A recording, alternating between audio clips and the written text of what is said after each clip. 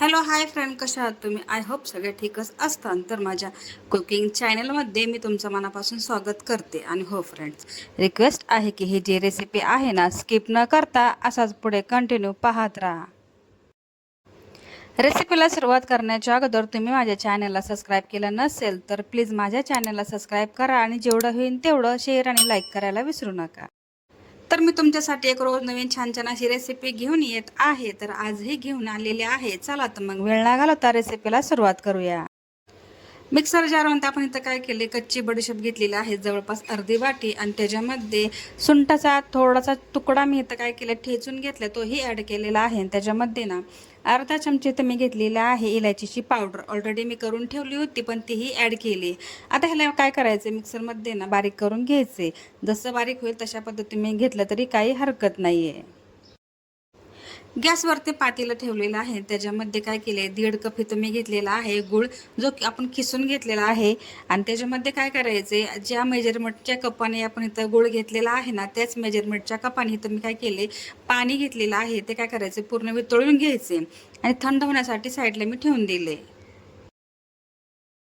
आता मेजरमेंटच्या हिशोबाने इथं मी काय केले, 2 वाटी इथं घेतलेलं आहे गव्हाचं पीठ, 2 टेबलस्पून इथं मी घेतलेलं आहे ज्वारीचं पीठ, आणि मेजरमेंटच्या हिशोबाने जर म्हणलं तर इथं अर्धा कप इथं बेसन पीठ मी घेतलेलं आहे. जर तुम्हाला ह्या पिठामध्ये मीठ ॲड करायचं असेल तर तुम्ही करू शकता. तर इथं मी मीठ आहे ना स्किप केलेलं आहे.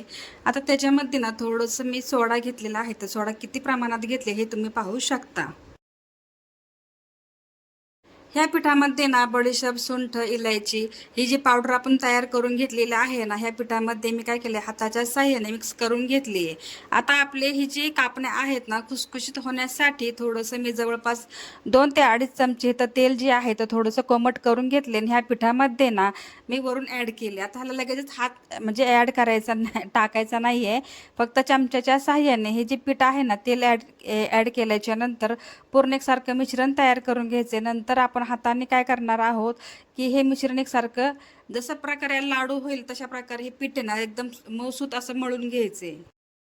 आता ह्या आषाढ महिन्यात आहे ना, प्रत्येक घरोघरी तुम्हाला फक्त ह्या कापण्यांचा सुगंध असा वास येईल. कारण आहे ना, हाच महिना असतो की ह्या वर्षातून एकदा आपण हे काय करतो, की पावसाळ्यात ना आषाढ महिन्यात ही रेसिपी बनवतो आणि ही पारंपरिक पद्धतीने बनवतात. जसं तर मला तर कळतंय तशा पद्धतीने आतापर्यंत ही रेसिपी बनवत आले, तर म्हणलं तुमच्याशी ही शेअर करावा. आता तुम्ही पाहिलं असेल की आपण ह्या पिठामध्ये ना तेल ॲड केल्याच्या नंतर हाताच्या साहाय्याने चोळून घेतले, म्हणजे मिश्रण एकसारखं तयार करून घेतले.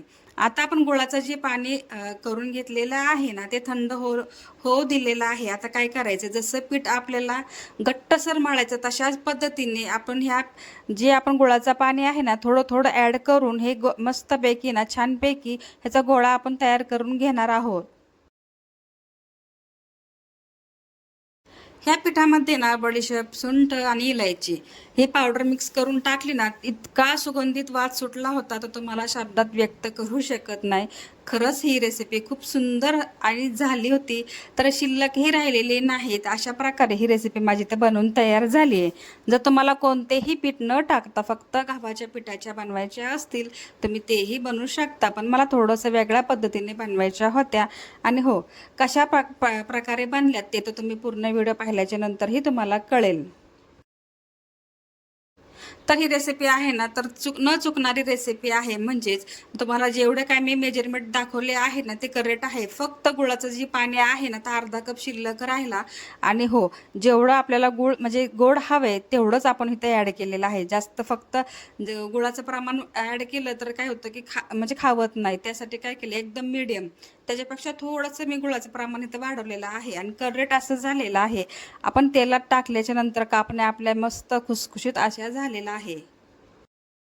आता आपण मस्तपैकी एक डो तयार करून घेतलाय 10 मिनिटासाठी. ह्याला भिजूनही घेतलेलं आहे आणि हाताच्या सहाय्याने जशा प्रकारे आपण पोळी लाटतो तशाच पद्धतीने गोल उंडा करून घेतलेला आहे. थोडीशी पिठी लावली, कारण आपण गुळाचं इथं पाणी ॲड केले ते पोलपटाला चिकटतात. त्याच्यासाठी इथं काय केले, मी मस्तपैकी थोडंसं ना नॉर्मली इथं पीठ लावलेलं आहे ना, जसं जसं आपण पोळी लाटू ना तशा प्रकारे ही अजिबात चिकटणार नाही आणि तुम्ही पाहू शकता इझिली ही निघत आहे. आता ह्याला आपण काय करायचं, खसखस घेतलेली आहे आणि खसखशीशिवाय कापण्या करेक्ट म्हणजे परफेक्ट अशा होत नाही. तर आपण इथं काय केलं, थोडीशी ना खसखस हाताच्या साह्याने इथं लावून घेतली. आता काय करायचं, ह्याला निघू नयेसाठी ना परत लाटून घ्यायचं की जेणेकरून खसखस ह्याच्यावरती दाबल्या जाईल. आता ही जी पोळी ना आपल्याला काय करायचे, मीडियम साईजमध्ये, फारही पातळ नाही आणि फारही जाड नाही, अशा पद्धतीने आपल्याला काय करायची, पोळी अशी लाटून घ्यायची जेणेकरून आपले ना असं खूप पातळ असं कापण्या होणार नाही. अशा पद्धतीने तुम्ही पाहू शकता मी मस्तपैकी ना पोळी लाटून घेतली. आता ह्याला काय करायचं, कट करून घेते. तर तुम्हाला चौकोनी आकारामध्ये जर ह्याला शेप द्यायचा असेल तर तुम्ही देऊ शकता. मी डायरेक्टली कट करायला घेतल्यात आणि ह्याचे आकार तुम्ही पाहू शकता कशा प्रकारेचे मी केलेले.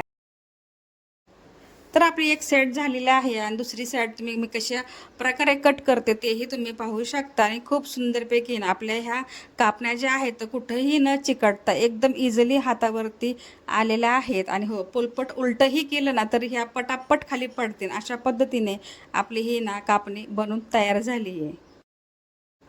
पण तुम्ही कोणताही आकार न देता हाच आकार द्या, म्हणजे काय होतं की आपली रेसिपी आहे ना तो दिसायलाही खूप सुंदर दिसते आणि खाण्यालाही खूप सुंदर वाटतात. हे तुम्ही पाहू शकता मस्तपैकी हातावरती घेतल्याच्या नंतर खूप सुंदर दिसायला लागले. तर ऑलमोस्ट माझे सगळे झालेले आहे. इथं मी तेलही तापून घेतलेलं आहे. आता तेलामध्ये काय करायचंय, एक एक सोडायची, डायरेक्टली सोडायची नाही, कारण हे काय होतं, ह्याला ना गुळाचं पाणी असतं त्यासाठी चिकटण्याची शक्यता जरा जास्त असते. त्यासाठी काय करायचंय, एक एक टाकत राहायचे आणि एक एक टाकल्याच्या नंतर आलटी पलटी करून येणार खुसखुशीत होईपर्यंत ह्याला ना तेलामध्ये फ्राय करायचे.